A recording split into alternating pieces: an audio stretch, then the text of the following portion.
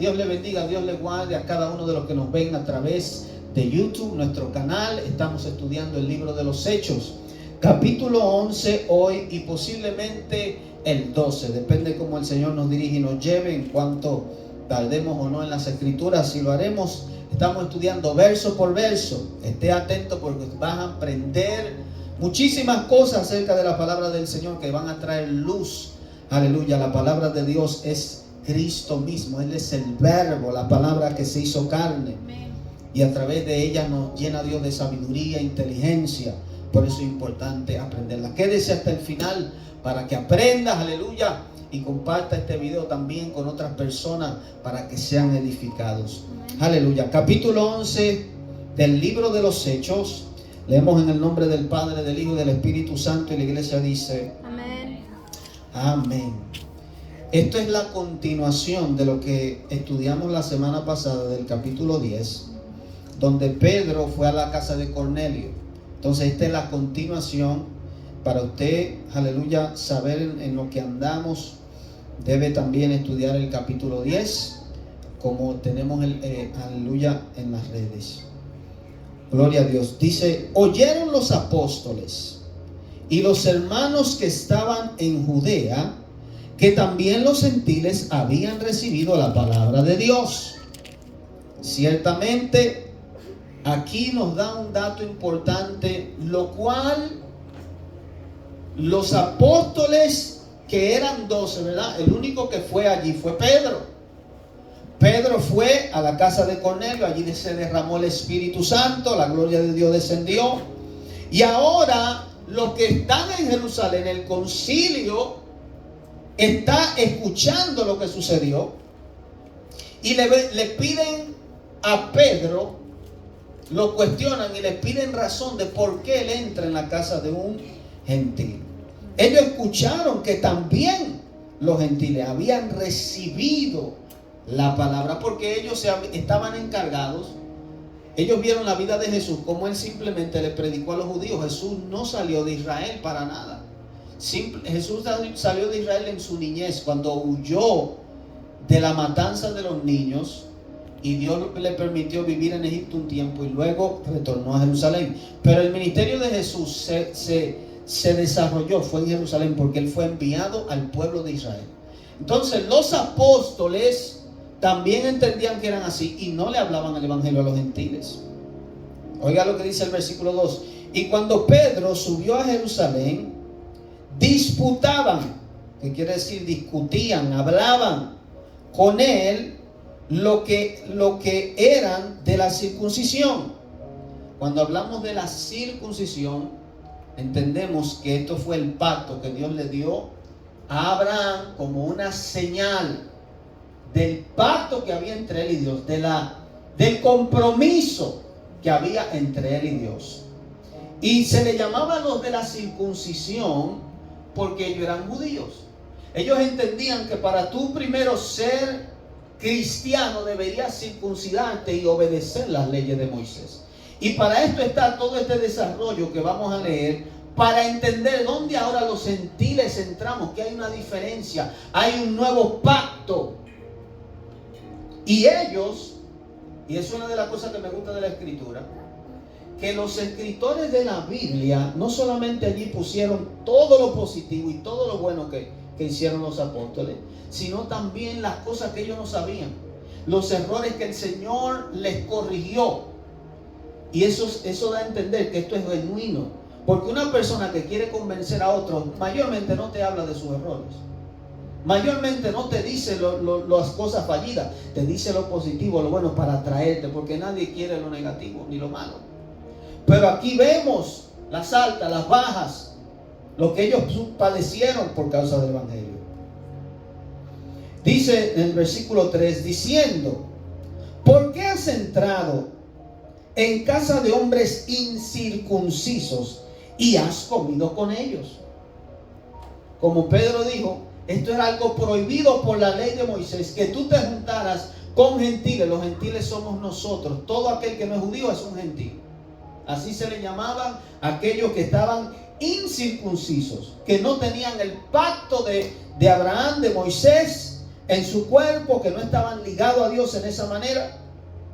Y por lo tanto, ellos le preguntan, ¿cómo tú haces esto? Tú sabiendo que no podemos. Le hacen esta pregunta a él. Y él le da razón diciendo, versículo 5, estaba yo en la ciudad de Jope orando, y vi en éxtasis una visión, algo semejante a un gran lienzo que descendía, que por las 4 puntas era bajado del cielo y venía hasta mí. Cuando fijé en él los ojos, consideré y vi cuadrúpedos terrestres, y fieras y reptiles y aves del cielo. Y oí una voz que me decía, levántate, Pedro, mata y come. Y dije, Señor, no, porque ninguna cosa común o inmunda entró jamás en mi boca. Entonces la voz me respondió del cielo por segunda vez, lo que Dios limpió, no lo llames tú común. Y estudiamos la semana pasada, ¿verdad? En el capítulo 10, leímos esto. Él está relatando otra vez a ellos, dándole razón. Y vimos lo que Dios hizo, que Dios estaba dándole a entender a Pedro que el evangelio y la salvación no era simplemente para el pueblo judío, sino que Dios la había extendido al mundo entero, a todos los hombres.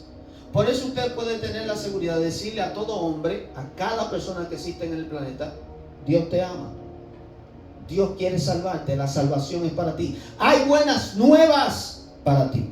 Entonces, a través de esta visión, Dios le dio a entender en simbolismo que los animales que él no podía comer, que eran inmundos para él, que le era prohibido por la ley de Dios a él comer, Dios le estaba diciendo, yo limpié a los gentiles. En otras palabras, el sacrificio de Cristo, el derramamiento de su sangre, ha hecho posible la salvación para todos los hombres, para todo aquel que se arrepiente y quiera a Cristo. Y eso fue lo que Dios le quiso hacer entender a Pedro. Aleluya. Versículo 9. Entonces la voz me respondió del cielo por segunda vez, lo que Dios limpió, no lo llames tú común. Y esto se hizo 3 veces. Y volvió todo a ser llevado arriba al cielo. Y he aquí, luego llegaron 3 hombres a la casa donde yo estaba, enviados a mí desde Cesarea. Y el Espíritu me dijo que fuese con ellos sin dudar. Fueron también conmigo estos 6 hermanos, y entramos en casa de un varón. Un dato importante, y usted va a ver esto en toda la Biblia. Fíjese en eso. Hay gente que no cree en esto, pero es algo que tiene validez en las Escrituras, los números. Hay un libro, oiga, que se llama Libro de Números. Dios creó los números. El que creó la matemática no fue el hombre, fue Dios. Y aquí vemos que Dios, en las cosas que hace, hay ciertos números que Él pone. Y Él dice, 6 varones que fueron conmigo, con Él fueron 7. El número 7, siempre Dios actúa en ese número. Dios creó el cielo y la tierra en 7 días, en 6 los creó y el séptimo descansó, el séptimo día lo santificó. Y habla de 7 en 7, 7 semanas, le habla a Daniel. Y Dios actúa en esa forma, porque es un número que simboliza como el número perfecto, algo completo, algo que Dios, aleluya, cuando Dios actúa en ese número es algo perfecto de Dios que Él hace. Y precisamente 7 varones que fueron enviados, 6 con Pedro. Un dato importante, y eso es algo que usted lo va a ver a través de las Escrituras. Nunca obvíe ese tipo de señales, porque los números tienen significado. Versículo 13 dice, ¿quién nos contó cómo había visto en su casa un ángel que se puso en pie y le dijo, envía hombres a Jope y haz venir a Simón, el que tiene por sobrenombre Pedro. Él te hablará palabras por las cuales serás salvo tú y toda tu casa. Mira la importancia de predicar el evangelio. El ángel le dice, las palabras que Él te va a hablar te van a salvar. Por la predicación de la palabra, Dios salva a los hombres. Por eso usted y yo no podemos callar. Usted no sabe, la persona más grosera del mundo, más mala del mundo que usted pueda pensar, que tal vez usted no le predica porque, ese seguro va a rechazar el evangelio. Dios, a través de tu palabra, puede convencer a esa persona. Y como estudiamos la semana pasada, Dios no usó el ángel para predicarle. Dios mandó a llamar a un hombre que le predique a otro hombre. Y esa es la forma como Dios ha decidido salvar a la humanidad. Muchas personas, como decíamos, dicen, no, porque el hombre escribió la Biblia.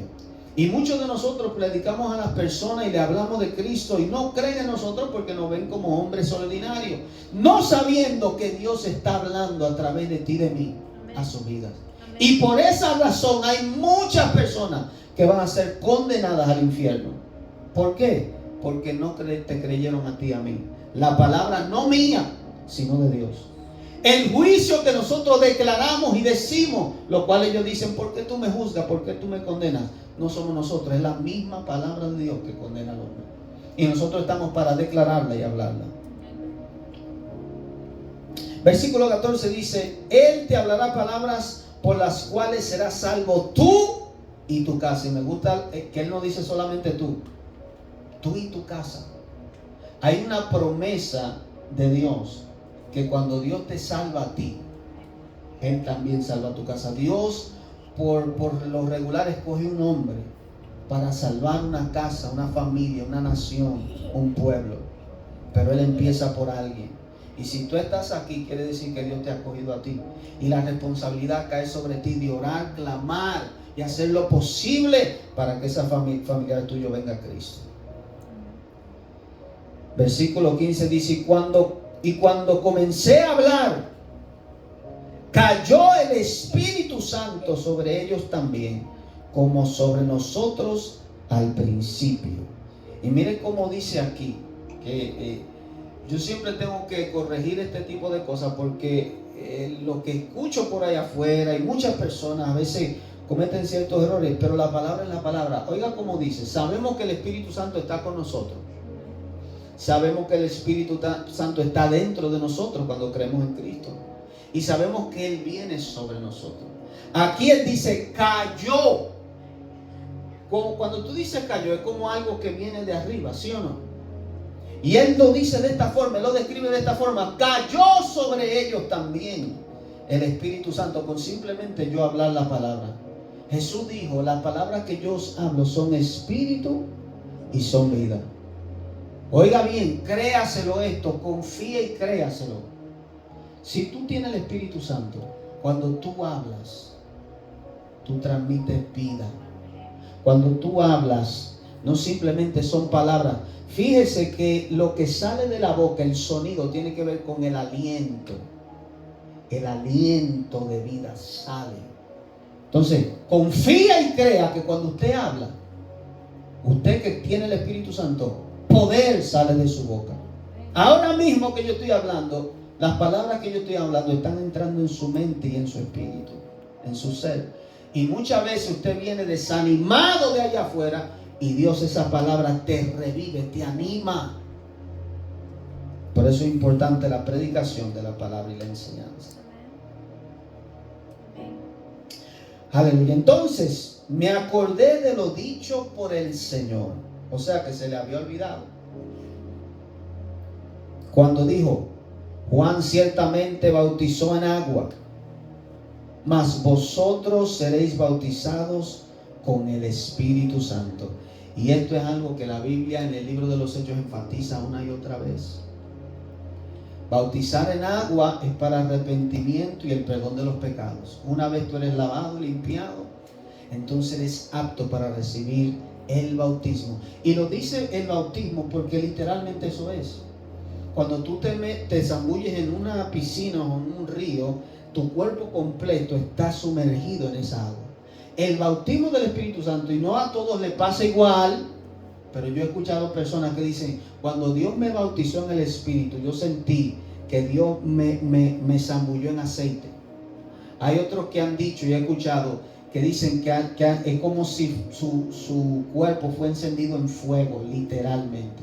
Un fuego que lo cubría. O sea, Dios, el Espíritu de Dios es vida, es poder, Dios literalmente es espíritu, pero la Biblia dice que Él es fuego consumidor, que Él es luz, Él es todo esto al mismo tiempo. Entonces, si Dios te bautiza en su espíritu, algo va a pasar, algo va a suceder, algo tú vas a sentir. Amén. Es una experiencia. Amén. Amén. No todos la experimentan igual. Por eso muchas veces uno tiene hay personas que no reciben. Porque si no es que sienten el fuego que yo describí, entonces, no es el espíritu. Si no sienten un calambre, hay gente que han dicho, yo sentí electricidad. Y eso habla de la luz. La Biblia dice que los hombres, Jesús, cuando se apareció en el monte, su rostro resplandecía como el relámpago. Entonces, el bautismo del Espíritu Santo sucedió allí, y es algo que la Biblia enfatiza, que usted debe querer, anhelar y buscar. Porque es lo que Dios prometió, su Espíritu. Versículo 17 dice, si Dios pues les concedió también el mismo don, y fíjense que dice un don, que es un regalo, no es comprado, no es porque usted haga o no haga, simplemente ellos escucharon con fe y Dios les regaló el don del Espíritu Santo, para que no se confundan. Dice, el don que a nosotros que hemos creído en el Señor Jesucristo, ¿quién era yo que pudiese estorbar a Dios?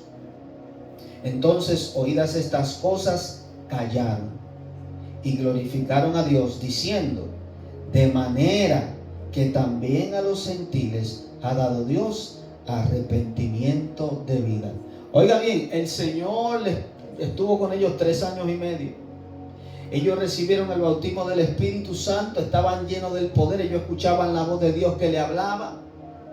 Mas sin embargo, este dato el Señor tuvo que venir a corregirlo, porque ellos entendían que solamente la salvación venía primeramente para los judíos. Y verdaderamente el libro de los Romanos declara y dice esto, que la salvación primeramente para el judío, pero que tenía que ser extendida hacia los gentiles.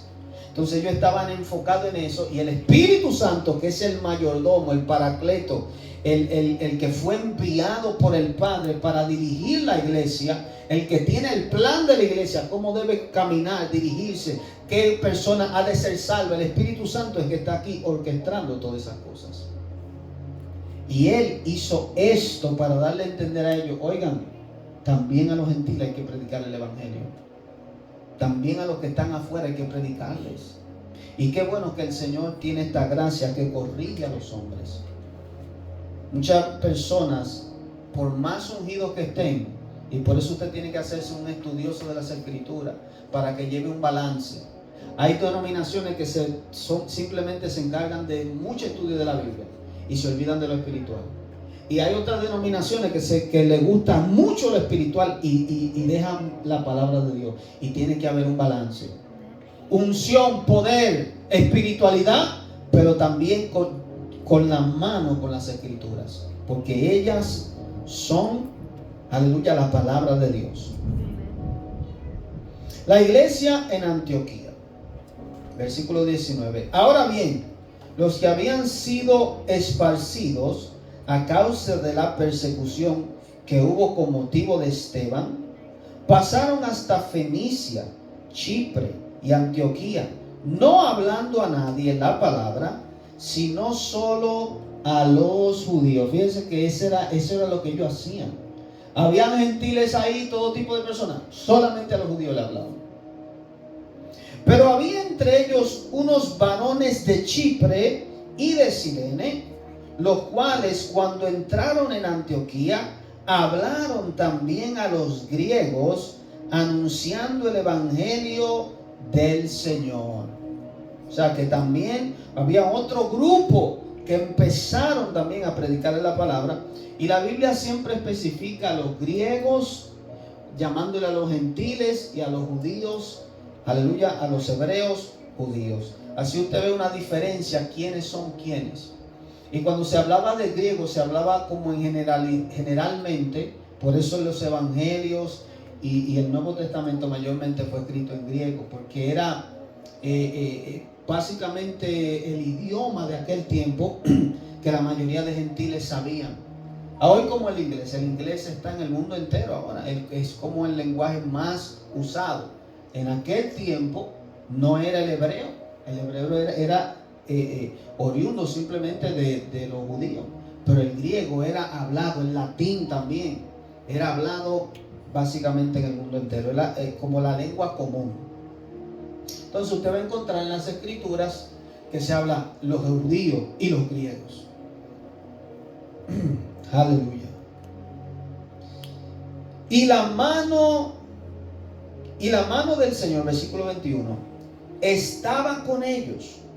Otro término que la Biblia habla mucho, la mano de Dios. Cuando dice la mano de Dios, no es que está hablando literalmente una mano.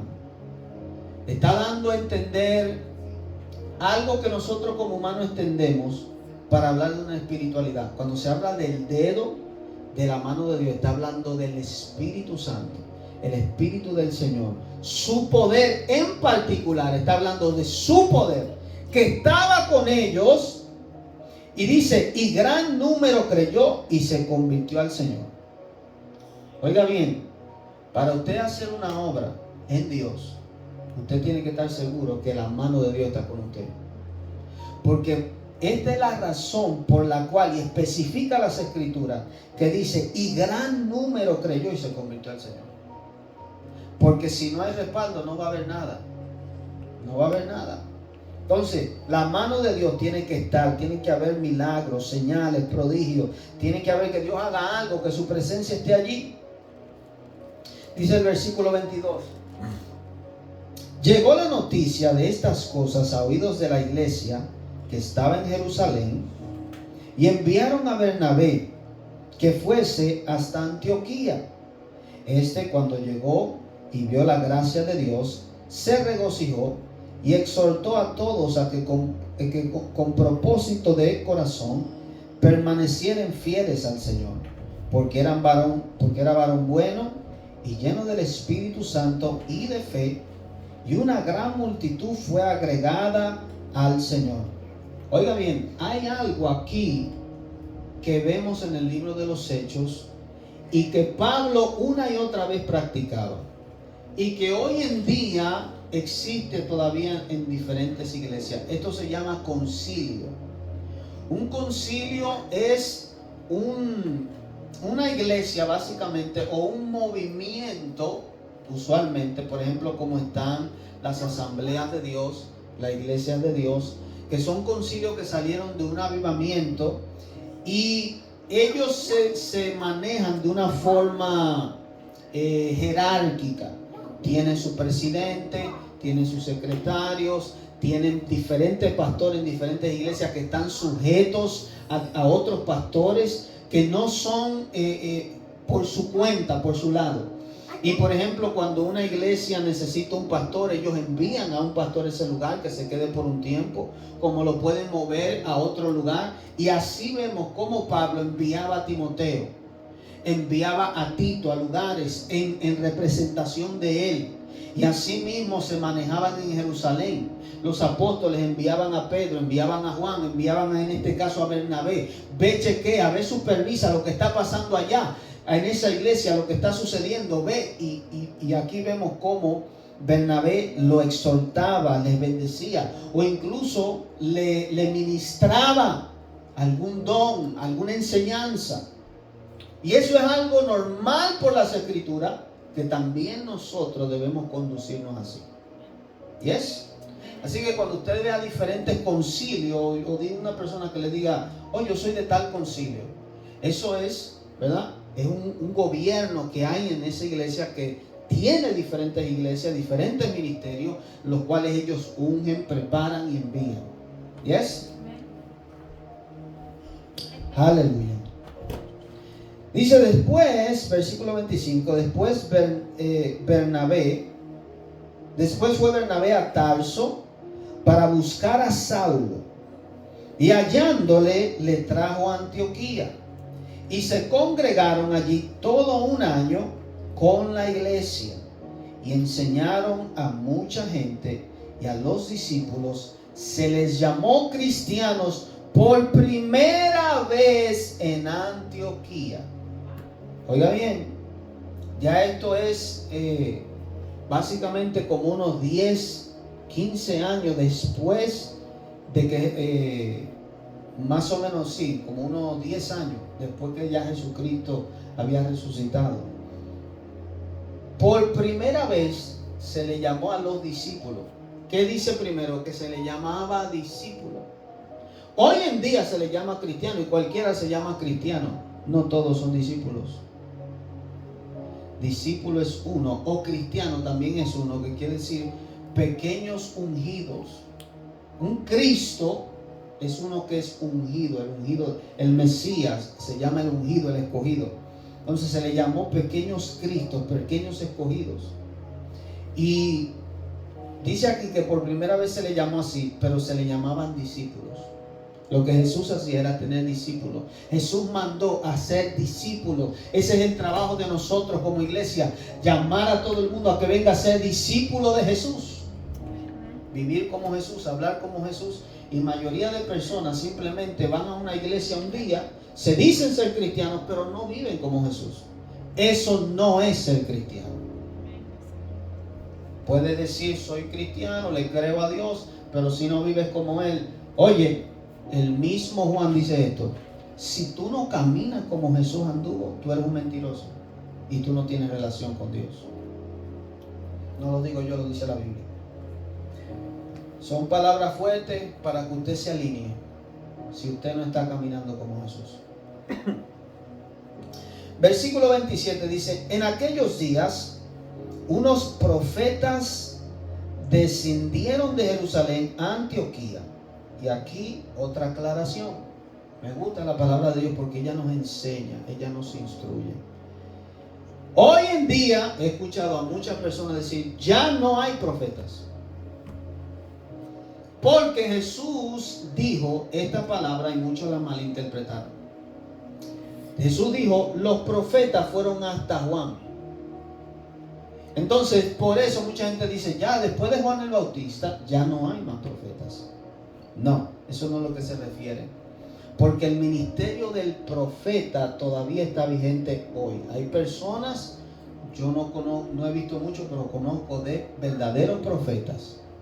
Y yo le he dicho a ustedes, una cosa es profetizar en el nombre del Señor, porque Dios te usa.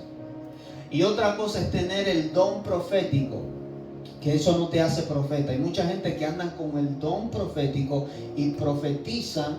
Eso no quiere decir que tú seas un profeta. Y ahora de que tú profetizas, la gente te quiere llamar profeta. Ahora, hay algo que se llama el ministerio profético, que es ya el oficio de profeta, que eso lleva ciertas cosas, ciertas señales que tú debes cargar sobre ti, de que los profetas le profetizaban a reyes. Hay gente que se dice ser profeta y nunca le ha profetizado ni a un alcalde, ni a nada.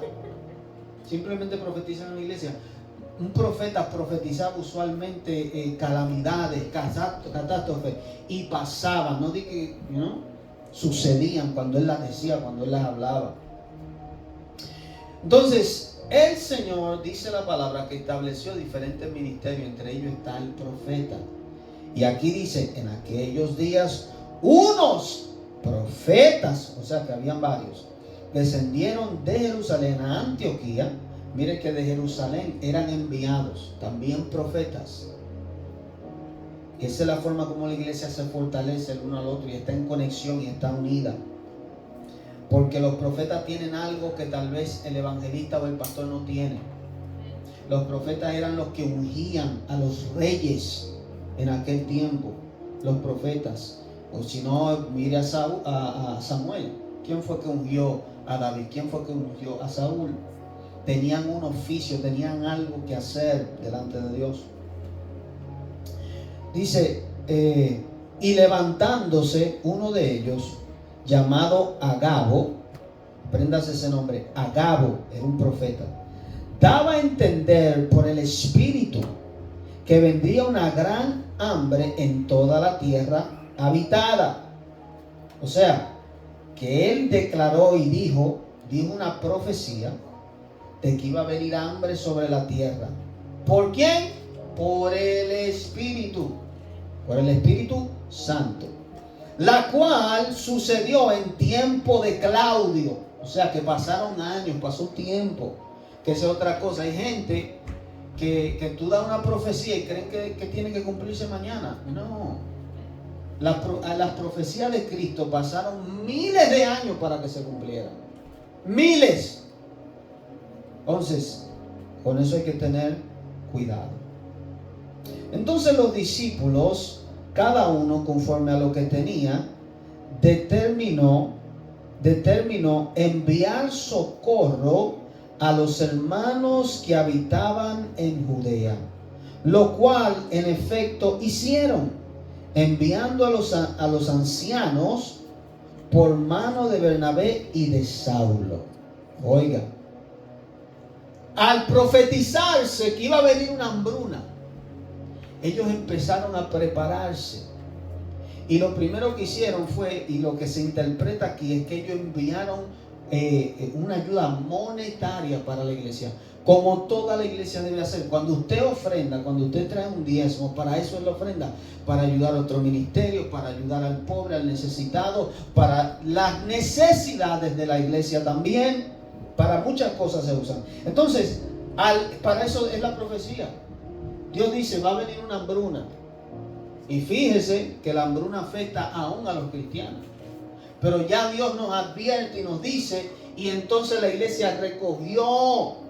Porque acuérdense que los ancianos, que eran también los apóstoles, los pastores, cuando la palabra dice ancianos, está hablando no de una persona vieja.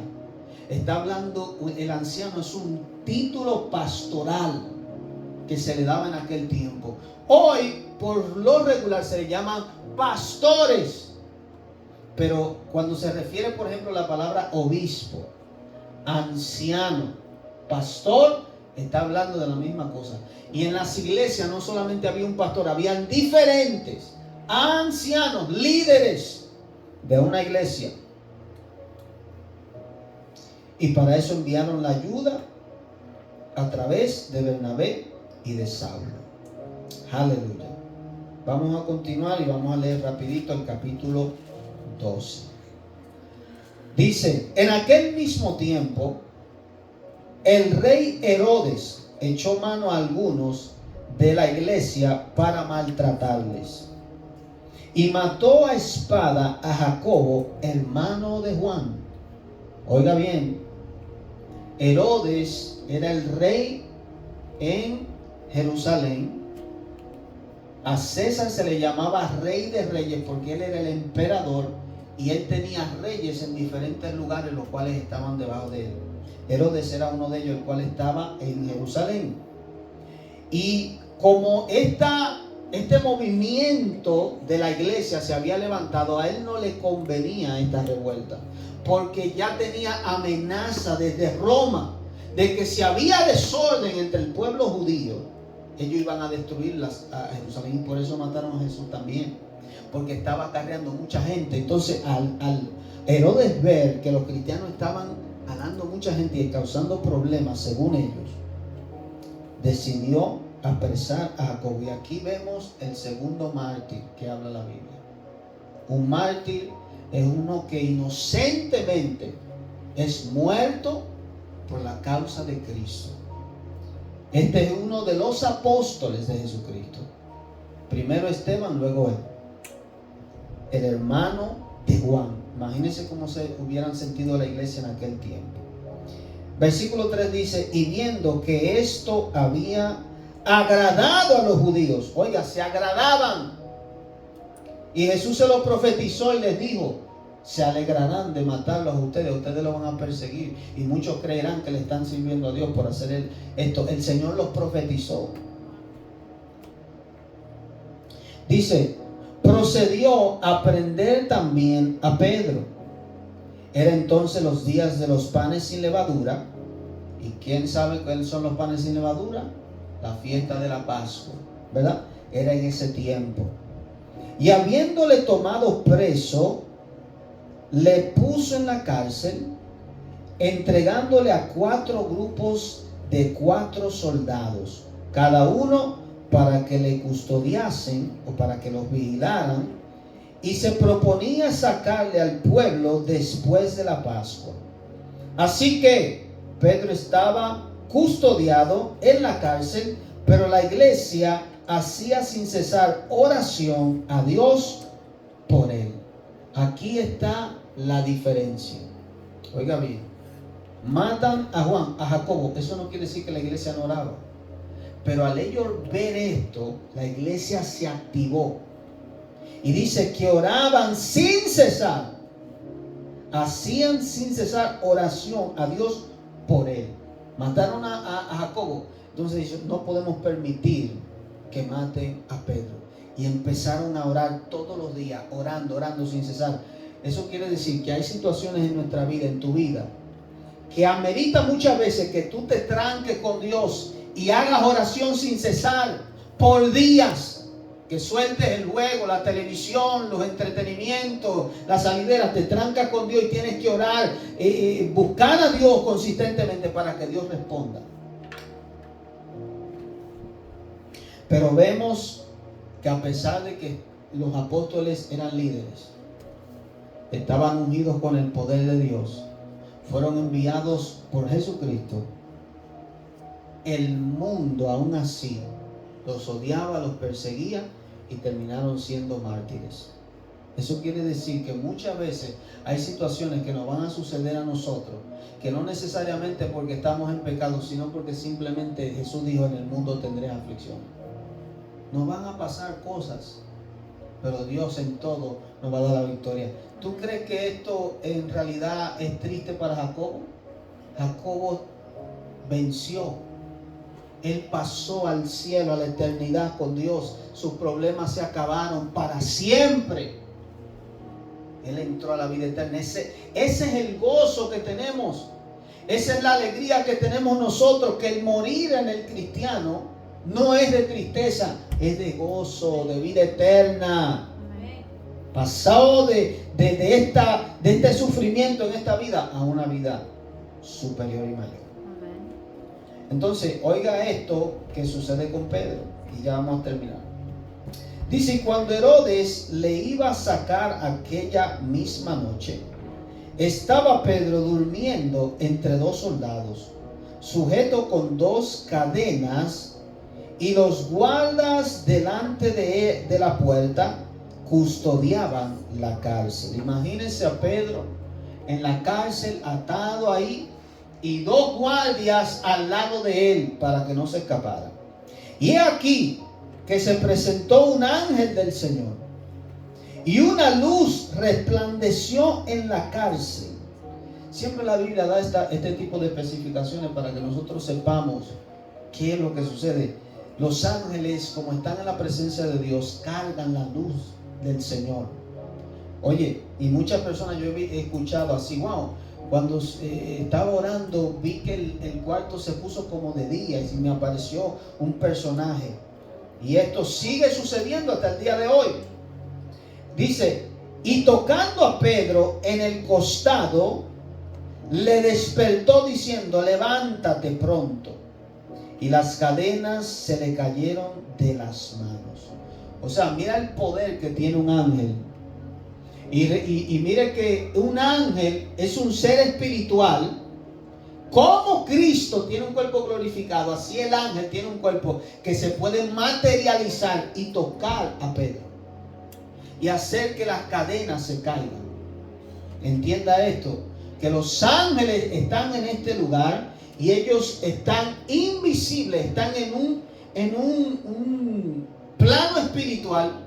Pero si Dios les permite, no porque ellos quieran, si Dios le da la orden, o si el Espíritu Santo en ti o en mí nos quiere hacer ver el ángel, nos abre nuestros ojos espirituales y usted puede ver ángeles que están aquí parados o que están rodeando el lugar. O que el Señor puede mandarlo y visitarte en un sueño o visitarte en tu tiempo de oración. Le dijo, versículo 8, el ángel, cíñete y átate las sandalias. Y lo hizo así. Y le dijo, envuélvete en tu manto y sígueme.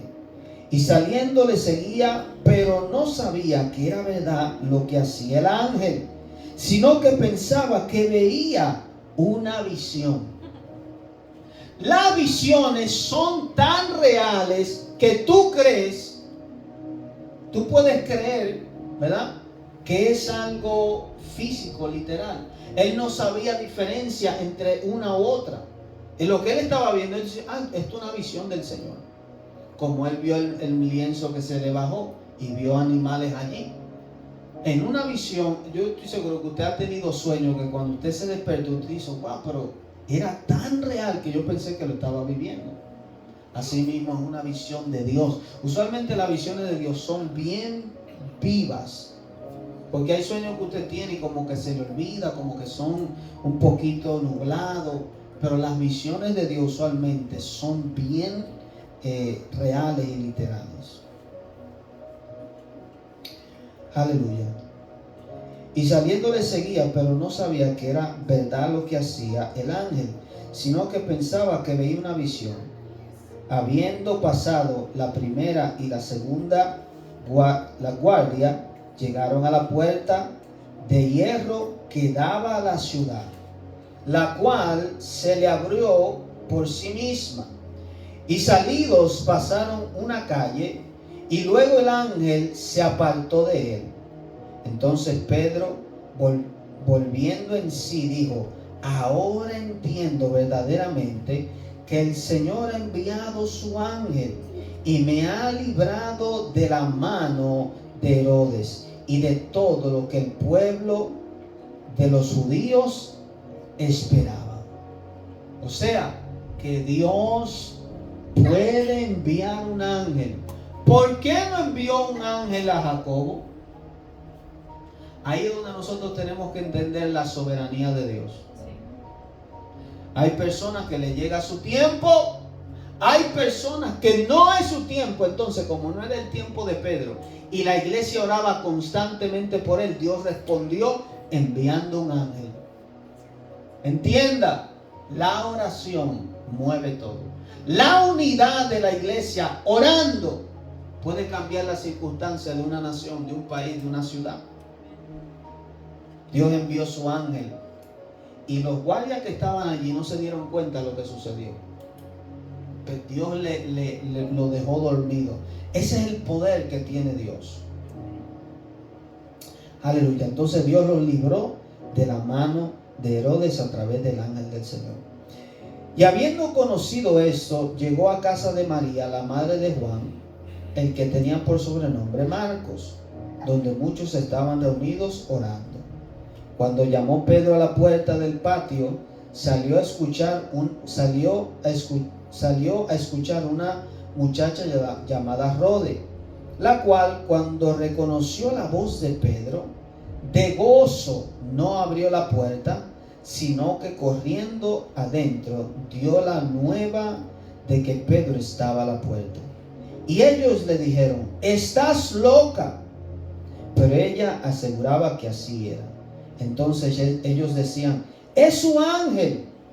Mas Pedro persistía en llamar, y cuando abrieron y le vieron, se quedaron atónitos. Lo que le dije antes, fíjese que ellos están orando por Pedro para que Dios lo libre, y cuando Pedro viene y se presenta, dice, no, tú estás loca, ¿cómo va a ser? Él está en la cárcel. No es posible que él esté aquí, seguro es su ángel. Y cuando dice su ángel, quiere decir su espíritu. Tal vez no puede ser. Dios mío. Y eso es una de las cosas que la Biblia nos enseña. Nosotros a veces pedimos a Dios y cuando vemos el milagro que viene, cuando vemos las cosas que suceden, nos asombramos como, y ve aquí, tú no estabas esperando el milagro. Si tú sabes, como le decía ahorita, si tú celebras la victoria y tú sabes que va a venir, cuando viene, ¿por qué te asombra como si tú no la estabas esperando? Entonces así vemos cómo la iglesia, a pesar de todo, gente ungida, gente con el conocimiento de Dios, estaban orando por la libertad de Pedro, Pero cuando vieron que Dios hizo el milagro, entonces se sorprendieron y casi no lo creían. Hasta que entonces Pedro le explica, versículo 17, y dice: pero él, haciendo con la mano señal de que callasen, les contó cómo el Señor le había sacado de la cárcel y dijo: haced saber esto a Jacobo y a los hermanos. Jacobo, acuérdense que habían dos Jacobos. Jacobo en ese tiempo era el que mataron, fue el apóstol, hermano de Juan. Pero este Jacobo del que hablan lo pusieron como cabeza de la iglesia, de toda la iglesia, y era el hermano de Jesús, hermano, hijo de María. Entonces hablaban de este Jacobo. Dice: hacerle saber esto a Jacobo y a los hermanos. Y salió y se fue a otro lugar. Luego que fue de día, hubo no poco alboroto entre los soldados sobre qué había sido de Pedro. Mas Herodes, habiéndole buscado sin hallarle, después de interrogar a los guardas, ordenó llevarlos a la muerte. Después descendió de Judea a Cesarea y se quedó allí. Oiga qué tremendo lo que yo le he explicado antes a ustedes, qué sucedía con un guarda, que si perdía o se escapaba una persona que ellos estaban cuidando, lo mataban. Él los interrogó y seguro le dijo: oiga, ¿qué pasó? ¿Cómo este hombre, si ustedes eran tantos y estaban con él dentro de la cárcel, cómo él se escapó de ustedes? Y ellos seguro no podían contestarles. Y lo que ellos entendían y creían, porque Herodes seguro no le va a creer que Dios es poderoso. Dijo: no, él seguro le pagó a ustedes, algo sucedió ahí, porque es imposible que él se haya escapado. Y eso le costó la muerte a ellos. Aleluya. Esa era la ley de ese tiempo. Un ladrón se escapaba, un preso se escapaba, y los culpables eran los guardas, y a ellos los mataban. Porque era imposible que se escapara, pero el poder de Dios es por encima de los hombres. Y por último, oigan esto, que es una enseñanza muy, muy importante. Herodes estaba enojado contra los de Tiro y de Sidón, pero ellos vinieron de acuerdo ante él, y sobornado Blasto, que era camarero mayor del rey, pedían paz, porque su territorio era abastecido por el rey.